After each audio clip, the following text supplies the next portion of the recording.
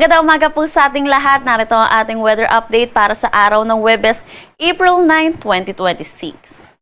Patuloy na ridge of high pressure area ang nakakaapekto dito sa may northern at central Luzon. Ito yung nagdadala po ng mainit at maalinsangan na panahon at mga bababa na tsansa ng mga pag-ulan. Meron tayong minomonitor na bagyo dito sa labas ng ating Philippine Area of Responsibility. Tropical Depression Category at huling namataan sa laing 2,880 kilometers east ng northeastern Mindanao. May taglay na lakas na hangin na 55 kilometers per hour at pagbugso na umaabot ng 70 kilometers per hour. Mabagal itong kumikilos sa direksyon na kanluran. Para naman sa ating forecast track, posible itong pumasok ng ating PAR next week at hindi mababa naman po yung tsansa ng landfall scenario para dito sa bagyong ito. Pagpasok po niya ng PAR, ito ipapangalanan po nating Kaloy at sa kanyang direksyon, posible itong kumilos pahilaga kaya hindi din po talaga natin nakikita ang landfall scenario. Pero sa ngayon po, mataas pa po ang uncertainty dito sa track na itong bagyo pong ito. Posible din po ito mag-reach ng typhoon category kaya hindi rin natin inaalis ang posibilidad ng intensification into a super typhoon category. So ugaliin po natin tumutok sa updates ng Pag-asa, lalong-lalo na po dito sa ating binabantayan na bagyo.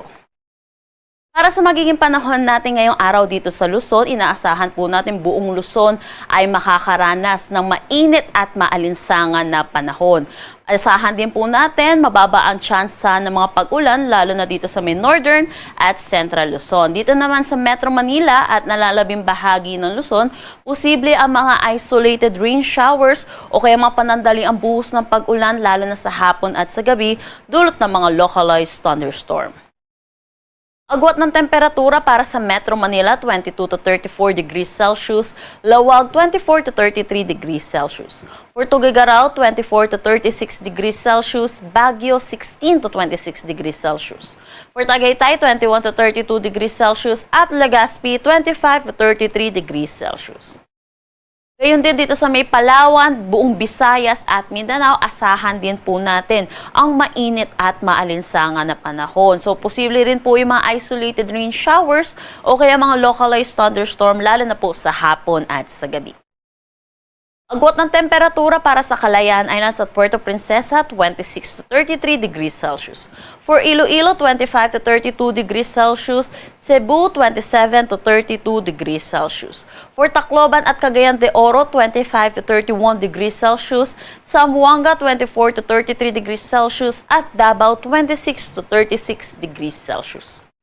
Para naman sa ating heat index kahapon, nakapagtala po tayo no 44 degrees Celsius dito sa may Catarman, Northern Samar. Sinundan ito sa Dumangas, Iloilo at Cotabato City, Maguindanao with 42 degrees Celsius. Dito sa Metro Manila, 36 to 37 degrees Celsius. Para naman sa ating forecast ng heat index ngayong araw, posibleng pinakamataas po nating maitala ay 42 degrees Celsius. Dito pa rin ito sa may Dumangas, Iloilo at Cotabato City, Maguindanao. Dito naman sa Metro Manila ay 37 to 38 degrees Celsius. So pinapaalalahanan po natin mga kababayan po natin na mag-ingat po dahil itong init po ay may risk po sa ating kalusugan. Iwasan po natin lumabas ng tanghali hanggang hapon. Kung hindi po natin maiiwasan ay magsuot po tayo ng light colored shirts, magdala po tayo ng pananggalang sa init katulad na ng payong at uminom po tayo ng maraming tubig. Wala naman tayong nakataas na anumang gale warning sa anumang seaboards ng ating bansa. Ang sunrise mamaya ay 5:47 AM at ang sunset mamaya ay 6:09 PM. Para sa karagdagang impormasyon, bisitahin ang aming mga social media pages at ang aming website pag-asa.dost.gov.ph. At yan po muna ang latest dito sa Pag-asa Weather Forecasting Center. Chanel Dominguez po at magandang umaga.